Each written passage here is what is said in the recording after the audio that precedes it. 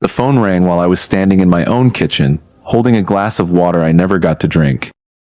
I didn't recognize the number. I almost let it go to voicemail. It was a Tuesday night. Rachel was away on another one of her work trips, and I was tired the way you get tired after 14 years of doing everything right and never asking for anything back. I answered on the last ring. A woman's voice. Calm. Too calm. She said, "You don't know me, but I think you should sit down." I laughed a little. I said, "Ma'am, I think you have the wrong number." She said my name, my full name. Then she said Rachel's name. And then she said, "Our spouses are in a hotel together right now. Room 412. And I have the receipt. I remember the glass in my hand. I remember how cold it was. I remember that I didn't drop it, and later I wondered why, because in the movies the glass always shatters on the floor. Mine didn't. I just set it down on the counter very gently, like it might explode. She kept talking. She told me she'd known for 3 months. She told me she'd been collecting things. Screenshots, charges, flight records. She said she wasn't calling to hurt me. She was calling because she needed someone who would finally believe her, and because she thought I deserved to stop being the only one in the dark. And here's the thing I keep coming back to. The thing that still wakes me up at 2 in the morning.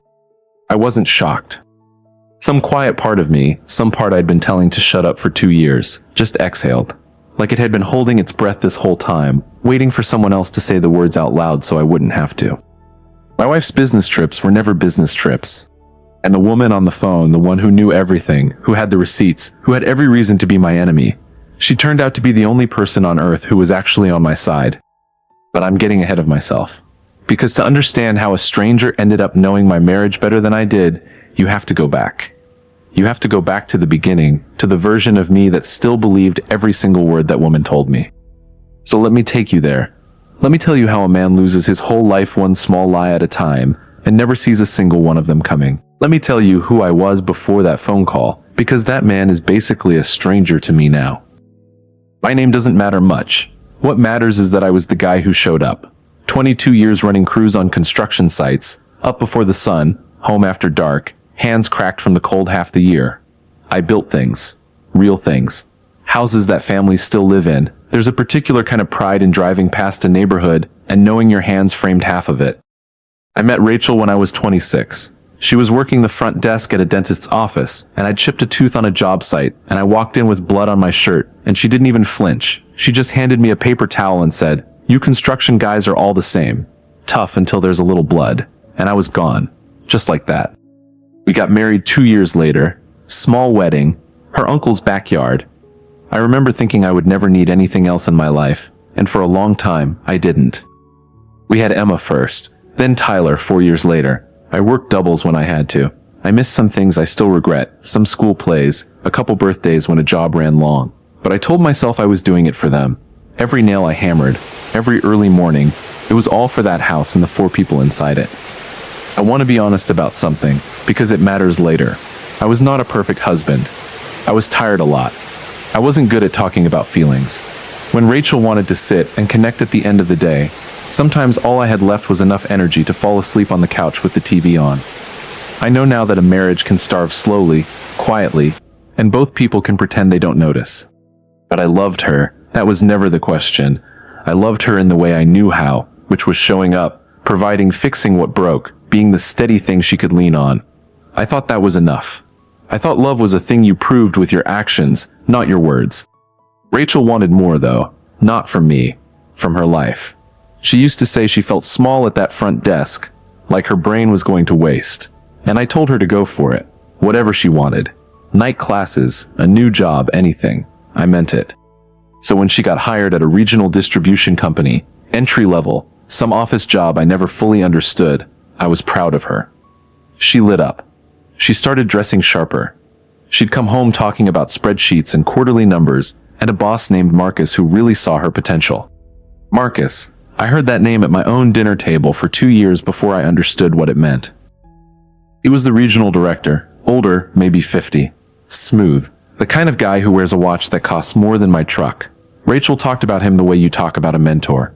He gave her books. He gave her chances. He put her on the fast track. Within 18 months, she went from that entry-level desk to regional manager. A real promotion, real money, and I was thrilled. My wife, the one who felt small, was suddenly running meetings and closing deals. And the promotion came with one small catch that I never questioned. Not once. The travel. She'd have to start going on business trips, conventions, regional summits, site visits, training weekends, a night here, 2 nights there, sometimes a Thursday through Sunday. And I, the man who prided himself on showing up, said the words that I would replay in my head for years afterward. I said, "Go. Don't worry about anything here. I've got the kids. I've got the house. You just go be great." I packed her bag the first time. I actually packed it for her, folded her clothes, because she was running late and stressed, and I wanted to help. Looking back, the promotion didn't just change her job, it changed her, and I mistook every warning sign for growth. She stopped wearing the comfortable clothes she used to love. New wardrobe, sharper, all of it for the office. She started talking differently, using words she'd picked up from Marcus. She'd correct me at dinner sometimes, gently, like I was a little behind, and I took it. I figured she was leveling up and I should be happy to be married to someone going places. There was a distance I labeled as ambition. She'd be home but not home, mine somewhere in a spreadsheet. She started going to bed later than me, staying up catching up on emails.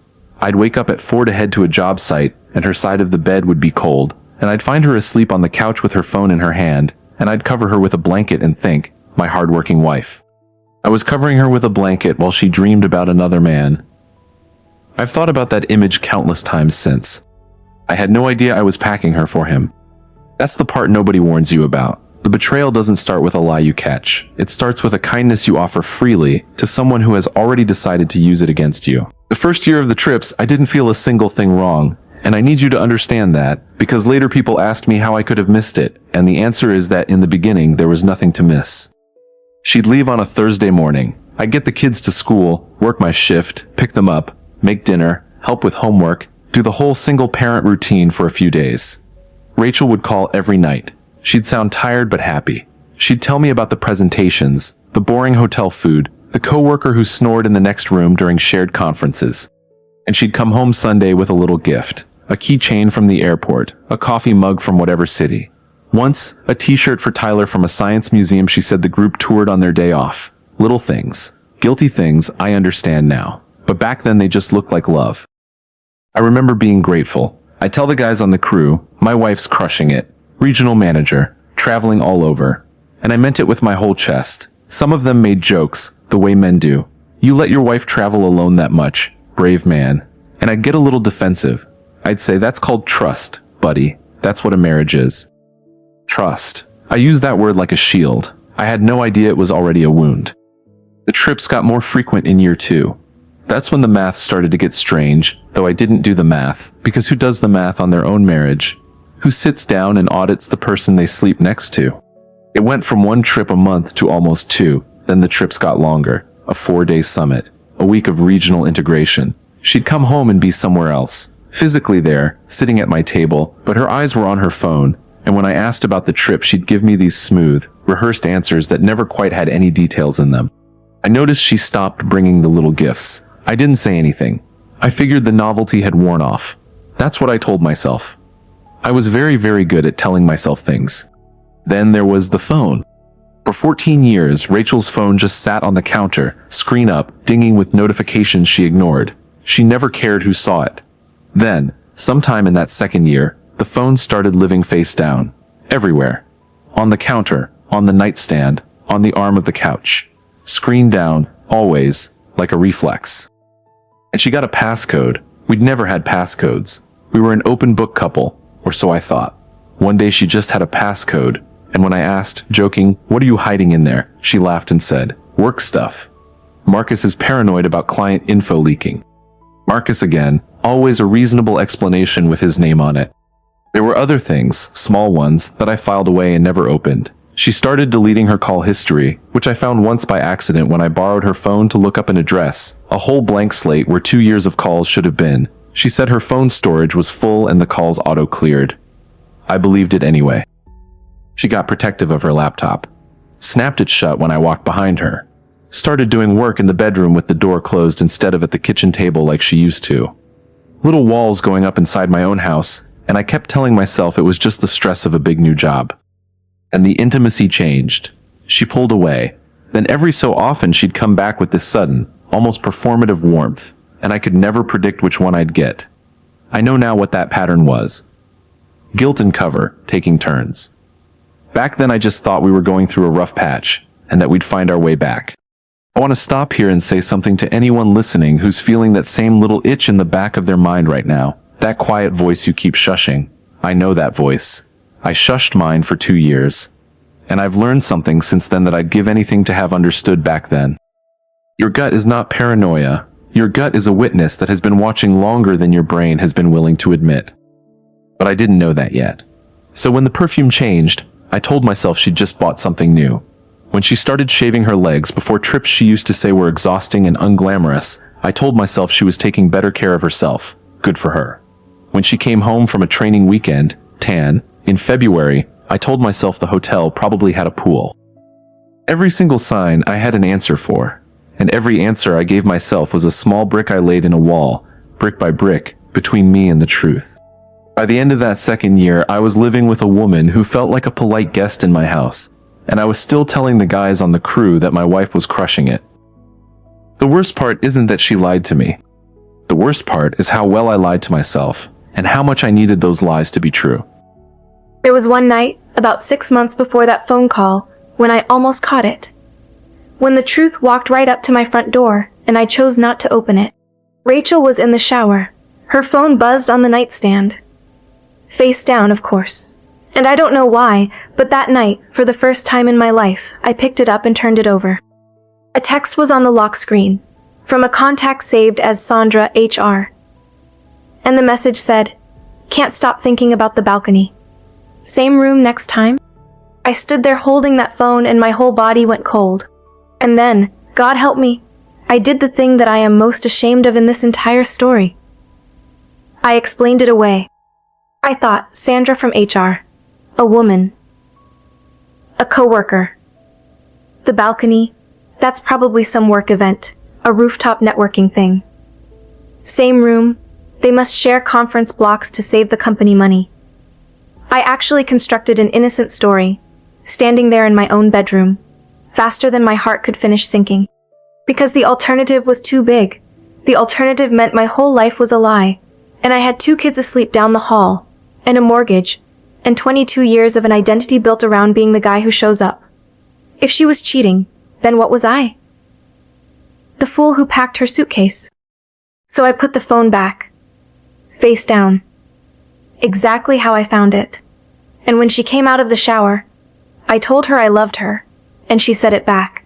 And I lay awake all night staring at the ceiling telling myself I was a good and trusting husband. Sandra, HR. I found out later that Marcus had my wife saved in his phone under a fake name too. His was Dave Vendor. They'd thought of everything. They'd built a whole hidden language, right on top of our normal lives, and I'd been walking through the middle of it for 2 years like a ghost. I've tried to explain to people since then why I didn't act on that text. Why any sane man wouldn't. And the best I've come up with is this. When your whole identity is built on one story, your brain will protect that story like it's protecting your life. Because in a way, it is. If Rachel was cheating, then I wasn't a good husband being taken for granted. I was a chump, a joke. The guy the whole neighborhood would whisper about. My brain looked at that cliff and decided it would rather believe anything at all, than jump. So I became an expert at not seeing. Every red flag came prepackaged with an innocent story, and I got faster and faster at reaching for the story before the flag could even register. Perfume, new job, treat yourself. Late nights, ambition, my hardworking wife. Boat, corporate video, kids get confused. I had an answer for everything. That's not trust. I know that now. Trust is choosing to believe someone who's earned it. What I was doing was something else. It was fear, wearing trust like a costume. After that night, the signs stopped being subtle, but I'd already trained myself so well to not see them that they almost didn't register. The credit card statements. I was the one who paid the bills, always had been. And I started seeing charges I couldn't place. A steakhouse 2 states away on a weekend she said she was at a budget conference. A jewelry store. A lingerie shop. And I remember thinking, She must be planning to surprise me, and feeling guilty for even seeing it, because I didn't want to ruin the surprise. The surprise was not for me. There was the time Tyler, my 9-year-old, said something at dinner. Rachel was away, and out of nowhere he asked, "Dad, does Mom have a friend named Marcus?" And I said, "That's her boss, Buddy, why?" And he shrugged and said, "She was on the computer, and I saw them. They were on a boat." She looked really happy. A boat? There was no boat on any business trip. I laughed it off. I said Tyler probably saw a work video, some corporate retreat. He said okay, and went back to his mashed potatoes. But that one stuck in me like a splinter. Because a 9-year-old doesn't lie about a boat. A 9-year-old doesn't have a reason to. He just saw something true and repeated it, the way kids do, before the world teaches them to bury what they see. My son saw it before I did. My son, who barely understood what he was looking at, saw my marriage more clearly than I did. And I patted his head and told him he was confused. I've apologized to Tyler for a lot of things since then. But that one, I've never fully forgiven myself for. Because he handed me the truth in a paper cup, and I poured it out. I think about that a lot, how the people who love us are always trying to show us what we're not ready to see. My son with his boat. That little voice in my gut. Even the crew guys with their jokes. The truth kept knocking. I just kept telling it I wasn't home. And then, on a Tuesday night, in my own kitchen, with a glass of water I never drank, the truth stopped knocking. It walked in, sat down, and told me its name was Diane. Fall to essa phrase. So let's go back to that phone call, because now you know the man who answered it. You know how much I'd already swallowed, how many bricks were in that wall. Diane. That was her name, Marcus's wife. She said it plainly, the way you'd introduce yourself at a funeral. My name is Diane. I've been married to Marcus for 26 years, and I think our lives have been overlapping in a way neither of us agreed to. I asked her how she got my number. She said Marcus had it saved in an old shared cloud account, under my wife's real name, in an emergency contacts list from years back, before they got careful. One slip. 26 years of a careful man, and one slip is all it takes. I asked her if she was sure. I actually asked a stranger if she was sure my wife was cheating on me. And there was this long pause, and she said, so gently it almost broke me, "Honey, you already know. I can hear it in your voice. You've known for a long time. You just needed someone to say it who wasn't the man in the mirror." I sat down on my kitchen floor. Grown man, 46 years old, sat right down on the tile with my back against the cabinet because my legs just stopped working. And then Diane did something I'll never forget. She didn't cry. She didn't rage. She got practical. She said, "I'm not calling to fall apart with you. I'm calling because I spent 3 months thinking I was crazy. And I refuse to let you spend another day thinking the same thing. So I'm going to tell you exactly what I have. And then you're going to decide what you want to do with it."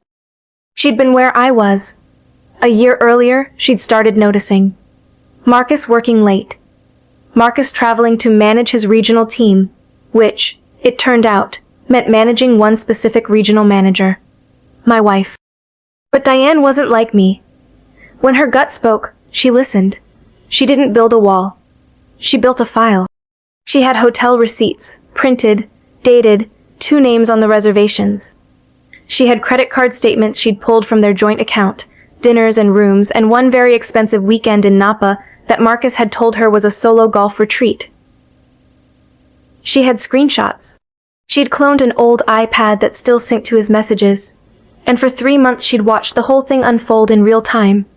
Every miss you, every plan, every lie they told people like me. She had a photo, Marcus and Rachel, on that boat. The boat my son described. I felt the room tilt when she mentioned it, and I said, was it a white boat? Was she wearing a yellow dress? And Diane went quiet, and then she said, "How could you possibly know that?" I told her about Tyler, about the mashed potatoes, about how my 9-year-old had described that exact photo months ago, and I'd told him he was confused. And that's when Diane, the calm one, the one with the file, finally cracked. Just for a second. I heard her breath catch. She said, "There's a child in this." Of course there's a child. There's always a child who sees it first. We stayed on the phone for almost 3 hours that night. Two strangers, sitting in two different kitchens, in two different houses that had both been quietly gutted from the inside. We compared timelines. Her golf retreats matched my budget conferences. Her late nights at the office matched my wife's quarterly overtime. Every lie they'd told her had a twin they'd told me. We were reading from the same script, just with different names penciled in. At some point I stopped feeling like the victim of a betrayal and started feeling like the survivor of a con.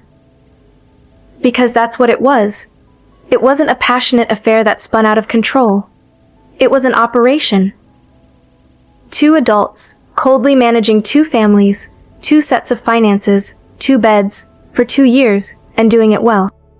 And Diane said the thing that changed everything for me. She said, "They think they're smart. They think we're stupid. But they made one mistake. They assumed the two of us would never talk to each other. And now we're talking." By the time we hung up, the sun was starting to come up. I was still on the floor. And I was not the same man who'd answered the phone. Something had shifted. The grief was there, huge and coming. I could feel it waiting. But underneath the grief, for the first time in 2 years, there was something solid. I finally knew the truth, and I was no longer the only one who did. The next 2 weeks were the strangest of my life, because I had to keep living inside a marriage I already knew was a lie. Rachel came home from that trip on a Sunday. Same as always. Little tired, little distant, phone face down. She kissed me on the cheek and asked what she'd missed. And I looked at this woman I'd loved for 18 years, this woman I'd built a life around, and I smiled and said, "Not much. Just glad you're home." I don't know where I found it. That calm. Diane and I had made a decision, and the decision required me to keep the mask on for a little while longer. Because here's what I'd learned from her, the hard way, secondhand. When you confront too early, with too little, they turn it around on you. They cry. They accuse you of being paranoid, controlling, crazy. They flip the whole thing until you're the one apologizing. Diane had tried that. Early on, before the file, she'd confronted Marcus with just a feeling. And he'd been so wounded, so offended, so masterful, that she'd ended up apologizing to him. She'd bought him a watch to say sorry. A watch, to apologize for being right. "Never again," she told me. "You do not accuse. You reveal. There's a difference. When you accuse, they defend. When you reveal, there's nothing left to defend. You just lay it on the table and let the silence do the work." So for 2 weeks, I gathered. Diane taught me how.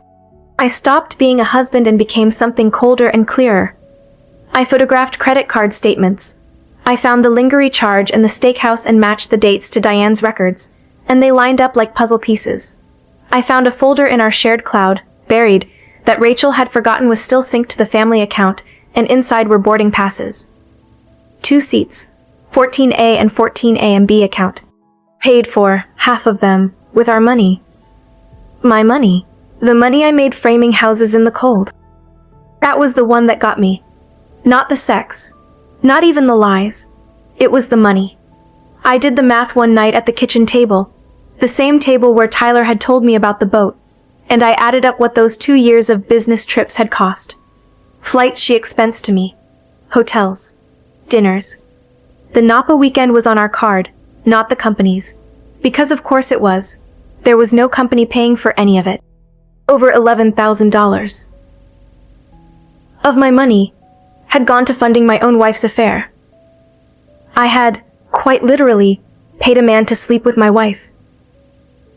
I had packed her suitcase and financed the trip. I laughed when I figured that out. Not a happy laugh.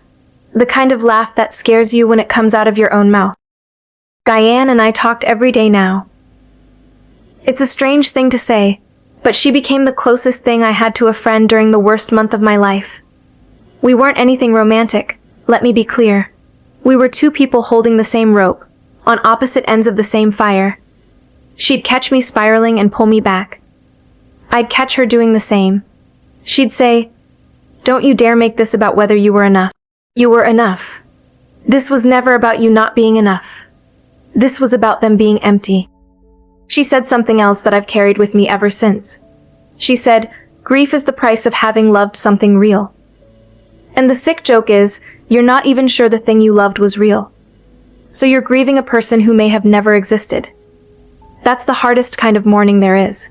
You're at a funeral, and you don't know if anyone actually died, or if they were just wearing a costume the whole time. I thought about that constantly. Was any of it real? The wedding in her uncle's backyard. The night Emma was born and Rachel gripped my hand and said she'd never loved anyone more. The keychains from the airport. Or had I just been a useful, steady, paying background character in someone else's story the entire time? I still don't have a clean answer. I've made my peace with not having one. But back then, in those 2 weeks, the question nearly ate me alive. I'd lie next to her at night, both of us pretending, and I'd stare at the ceiling and think, I am sleeping next to a stranger, and I helped her become one kindness at a time. And then Diane called with the last piece. The piece that turned the whole thing from a private heartbreak into a decision I could act on. She said, they've booked another trip. 2 weeks out, same hotel, and this time we're going to be ready for it. Before I tell you what we did, I need to tell you about the day I found out who else knew. Because that's a special kind of pain. And if you've been through it, you already know the one I mean. It's not the betrayal by the person you loved. You almost expect that, once the dam breaks. It's the betrayal by everyone who watched it happen and said nothing.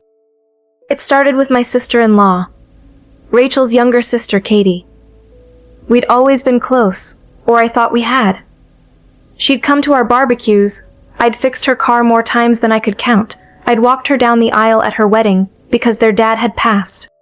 I called Katie one evening, just to feel out what she knew. Careful, casual. And within about 2 minutes, from the way she got quiet, from the way she said, oh, honey, before I'd even said anything real, I understood. She knew. She'd known for a year. I asked her, and to her credit she didn't lie, not once it was out in the open. She said Rachel had told her early on. Sworn her to secrecy. Said the marriage was already dead, that I was checked out, that she deserved to feel alive again. And Katie, who I'd walked down the aisle, had chosen her sister's happiness over my dignity. She'd sat at my dinner table, eaten food I cooked, hugged my kids, all while knowing. I wanted to tell you, she said, crying now. So many times, but she's my sister. I hung up the phone very quietly. I wasn't even angry at Katie, not really. I was just tired, because it turned out the affair wasn't a secret between 2 people. It was an open secret, held by a whole quiet committee of people who'd all decided that my ignorance was more convenient than my pain. Rachel's mother knew. A couple of Rachel's friends knew. There was even a guy on my own crew, I found out later, whose wife worked at the same company, who'd heard the rumors and decided it wasn't his place. It wasn't his place. That's the phrase people use to excuse standing still while someone they know walks off a cliff. For a while, that broke me worse than the affair. I could almost understand 2 selfish people falling into something and lying to protect it. What I couldn't understand was the audience. All those people, watching me play the fool, letting me play the fool, letting me pack the suitcase, letting me pay the bills, letting me brag to my crew about my wife crushing it, and not one of them pulling me aside. Diane understood. Of course she did. Her whole world had done the same thing to her. She said, the loneliest moment isn't when you find out he cheated. It's when you find out how many people knew, and how many chose the comfortable silence. You don't just lose your marriage. You find out your whole life had a false bottom. A false bottom. That's exactly what it felt like. Like I'd been standing on a floor I trusted, and it turned out to be a lid, and everyone else could see down into the dark part except me. But here's the strange gift in all of it. And I do mean gift, even though it cost me everything. When the false bottom drops out, you finally find out what's actually solid. You find out who's real. My mother was real. When I told her, she drove 4 hours the next morning, and just sat with me and didn't say a single useless thing. One of my crew guys, Reuben, a quiet man I'd known for a decade, When he heard, he showed up at my door with a case of beer and said, "You don't have to talk. I'll just sit here." And he did. For 3 hours. Barely said a word. And Diane, a woman I'd never met in person, on the other end of a phone, going through the exact same earthquake, became one of the truest people in my life during a season when almost everyone I'd counted on turned out to be made of paper.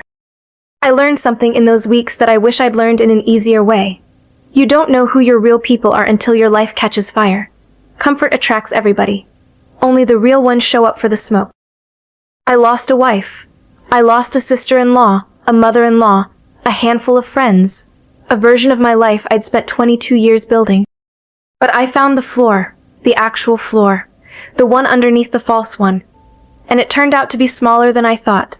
But it was real, and it held. So when Diane called and said, "They've booked the trip. Are you ready?" I looked around at the small, real floor I had left to stand on. And I said yes. I want to be careful how I tell this next part, because there's a version of this story that a lot of people wanted me to live, and I didn't live it. When word gets around that a man's been betrayed like this, everybody's got advice, and most of it is about revenge. Guys on the crew wanted me to show up at that hotel and make a scene. My cousin wanted me to email the affair to Marcus's entire company. Somebody suggested I key his car, key that expensive car with the watch to match. There was a lot of energy pointed at hurting them back, and I'd be lying if I said part of me didn't want to. I lay awake plenty of nights, building revenge in my head. I imagined the confrontation 100 ways. I imagined humiliating her in front of everyone. I imagined ruining him. There's a heat that comes with this kind of betrayal, and it whispers that the only way to feel like a man again is to burn it all down. Diane talked me off that ledge, more than once. She said, "You have 2 kids. Whatever you do in the next month, they're going to read it someday, in your face, in how you carried yourself. You can teach them that when someone breaks you, you become a fire that burns everything. Or you can teach them that a man can be destroyed and still choose who he wants to be on the other side of it. That's the only revenge that lasts. Everything else just ties you to them forever." She was right. Revenge would have kept me married to that pain. It would have made the last chapter of my old life all about them. When what I actually wanted underneath all that heat, was for it to be about me and my kids and whatever came next. So we made a plan that wasn't about revenge. It was about the truth, delivered clean, with no room to wriggle. Here's what mattered to me. I did not want a screaming match. I did not want a scene where she could later tell people I'd lost it, that I was unstable, that she'd left a crazy man. I'd watched her rewrite reality for 2 years. I knew how good she was at it. If I gave her an inch of chaos, she'd use it to make herself the victim. Diane's words again, "You reveal, you don't accuse. You put it on the table, and you stay calm, and you let the facts do what facts do. Your calm will be the loudest thing in the room." So we got everything in order. I made copies of everything. The boarding passes with 2 seats. The hotel receipts with 2 names. The credit card charges, my money, laid out in a folder, organized by date. The photo on the boat. I even made a simple timeline, 1 page, matching every business trip to a matching lie she'd told me, side by side. I wasn't going to yell, I was going to hand her a folder. I also did the practical things, the unglamorous things nobody tells you about. I quietly talked to a lawyer. I opened my own bank account. I made sure the kids' routines were protected. I took photos of important documents. Not to be cruel, just to not be the fool twice. Diane walked me through all of it, because she was 3 steps ahead of me on the same road, and she refused to let me get blindsided the way she almost had. The trip was set for a Friday. Marcus told Diane it was a regional leadership offsite. Rachel told me it was a year-end planning summit. Same hotel. We'd confirmed it. Same one from the receipts, the one from that very first phone call. Room 412. Diane and I made a decision together. We weren't going to ambush them at the hotel. No dramatic hallway confrontation, no throwing open a door. That was the revenge fantasy, and it served nobody but the story other people wanted us to star in. Instead, we'd let them go, let them take the trip. And we'd each be waiting, calm, with our folders, when they got home. 2 confrontations, in 2 houses, on the same night. Coordinated. Quiet. Devastating in the way that only the truth, spoken without a single raised voice, can be.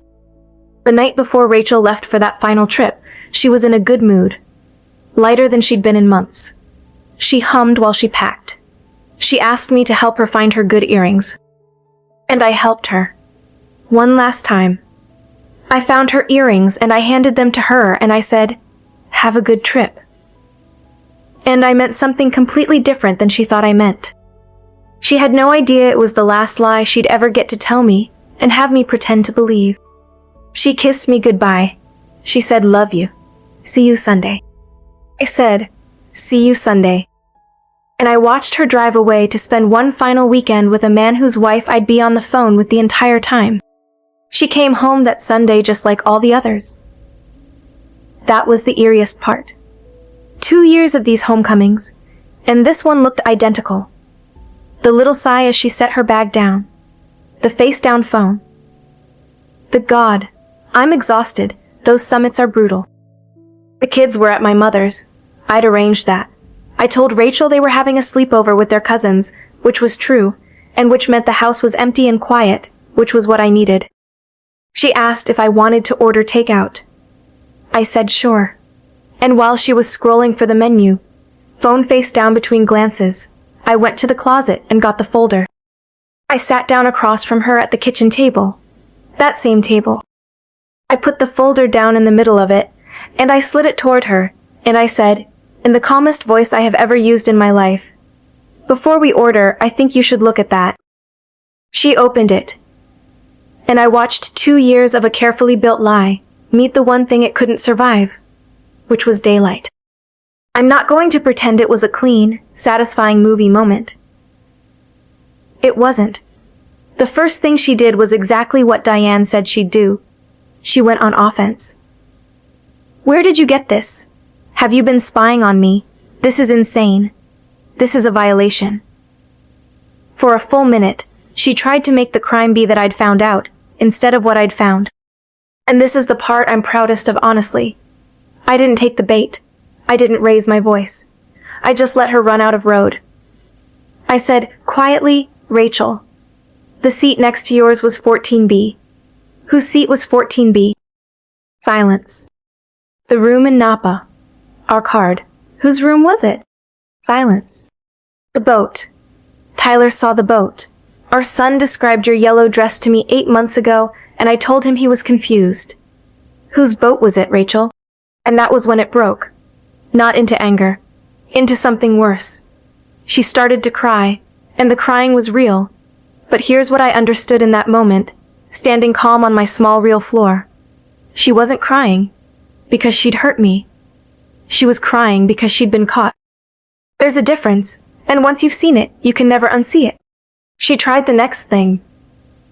The thing Diane had warned me about, the last card. She made herself the victim of her own affair. You were never here. You were always working. You stopped seeing me years ago. Marcus made me feel alive. Do you know what it's like to feel invisible in your own marriage? And the old me, the me from 3 months earlier, might have crumbled there. Because there was a splinter of truth in it. I had been tired. I had been distant. A marriage does starve slowly and both people feel it. But I'd had 3 months, and a friend named Diane, and a lot of nights on a cold floor to think about exactly this. So I said the truest thing I've ever said. I said, "You might be right that I stopped seeing you. That's a real failure, and it's mine, and I'll carry it. But there's a door between feeling unseen and doing this. And you didn't walk through that door once, by accident, in a weak moment. You walked through it every month for 2 years, and you planned it, and you used our money, and you let our son see, and you let me pack your bag. You didn't fall. You built." She didn't have anything for that, because it was simply true. Then I told her the part that took the ground out from under her completely. I said, "Marcus is having this same conversation right now, in his own kitchen, with his wife. Her name is Diane. She's the one who called me. We've been talking for a month. I have never seen a human face do what her face did, because in that instant she understood that it was over on every front, all at once. Not just her marriage. The affair itself. Marcus's marriage. Her job, probably, once it all came out at that company. The whole double life, every carefully kept compartment, collapsing at the same moment in two different houses. She whispered, "Diane knows." And I said, "Diane knew before I did. Diane's known everything for months. You two thought you were so careful. You just never imagined the two people you were lying to would ever end up on the same side." I stood up. I didn't slam anything. I didn't call her a single name. I just said, "The kids are at my mom's tonight. I'll be sleeping at the house. You should figure out where you're staying." And I walked out of the kitchen, and I felt something I did not expect to feel. Not triumph. Not even relief, exactly. I felt like myself again. For the first time in 2 years, I felt like the floor under my feet was actually the floor, and not a lid over something rotten. It was the loneliest, cleanest feeling I've ever had. The divorce took about 8 months. It was not fun, but it was clean, because the truth is a very efficient thing once you stop being afraid of it. I had the folder. There wasn't much to argue about. Marcus and Diane divorced too. He lost more than I did, in the end. The company caught wind of it, a director sleeping with a manager he'd promoted, using expense accounts, and they let him go quietly to avoid a lawsuit. The watch, the car, the whole polished life, it all got a lot smaller very fast. Rachel lost her job in the fallout too. The fast track she'd sold her marriage for turned out to be a cliff. I didn't celebrate any of that. I want to be honest, there was a small ugly part of me that felt something when I heard, but mostly I just felt tired, and sad, and ready to be done. Their collapse didn't put anything back together for me. It never does. That's the lie revenge tells you, that their ruin will fill your hole. It won't. You have to fill it yourself with something new, slowly, by hand. And I want to say something right here to whoever's still with me, because if you've made it this far into this story, I think maybe you're carrying something heavy of your own. Maybe you're in the part where the phone hasn't rung yet, but your gut is talking. Or maybe you already got your phone call, and you're sitting on your own kitchen floor right now. If this story is reaching somebody in that place, do me one favor. Subscribe to this channel, because I tell these true stories every week, from people who lived them. And I think the ones who need them tend to find them right when they need them most. You're not as alone as this moment is telling you that you are. So let me tell you where I actually landed. Because the affair is not the end of this story. It's just the part where the old life ended so the real one could start. The first 6 months on my own were brutal. I'm not going to dress it up. I learned how to be a full-time dad in a way I never had been. And I was bad at it at first, and I got better. Emma, my oldest, was angry at everyone for a while, and I let her be, and I stayed steady, and eventually she came back to me. Tyler, my boat boy, my truth teller, he was actually the easiest. Kids know when the tension leaves a house. He slept better. We both did. I rebuilt slowly. I picked up an old habit of woodworking that I'd let die years ago. I started saying yes to the crew guys when they invited me out, instead of always going home to a marriage that didn't want me there. Ruben, the guy who sat with me in silence, he's my best friend now. Funny how that happens. The ones who show up in the smoke. Diane and I stayed friends. Real friends, the platonic kind, and I know how that sounds, but it's the truth. We went through the same fire from opposite sides, and there's a bond in that you can't manufacture. She moved a few states away eventually, met someone kind, and she sends me a text every year on the anniversary of that phone call. It just says, 1 year further from the floor. And I always write back, standing taller. Because that's the thing nobody tells you when your life falls apart. The floor you land on, that small real floor, the one under the false bottom. You can build on it. And what you build on solid ground, even if it's smaller, it doesn't have a trapdoor in it. You know every board, because you laid them yourself. I trust differently now. Not less. Differently. I used to think trust meant not looking. Now I know trust is something two people earn together, out loud, in the daylight with nothing face down on the counter. Real trust isn't blind. Blind was what I had. Blind is just a betrayal that hasn't introduced itself yet. I'm okay now. More than okay, on the good days. I have my real people. I have a life with no false bottom in it. And it started, all of it, with a stranger who had every reason to stay silent. Picking up a phone and deciding I deserved the truth more than she deserved to protect herself from saying it. So that's my story. That's what my wife's business trips really were, and what it cost, and what I found underneath the wreckage. Now I want to hear from you, because this channel is really about all of us, not just me. Here's my question, and I read every single answer in the comments. If you had been in my place, standing in that kitchen with that folder in your hand, would you have stayed calm and revealed the truth the way I did? Or would you have burned it all down? Tell me honestly, what would you have done in that kitchen? I'll be reading, and I'll see you in the next one.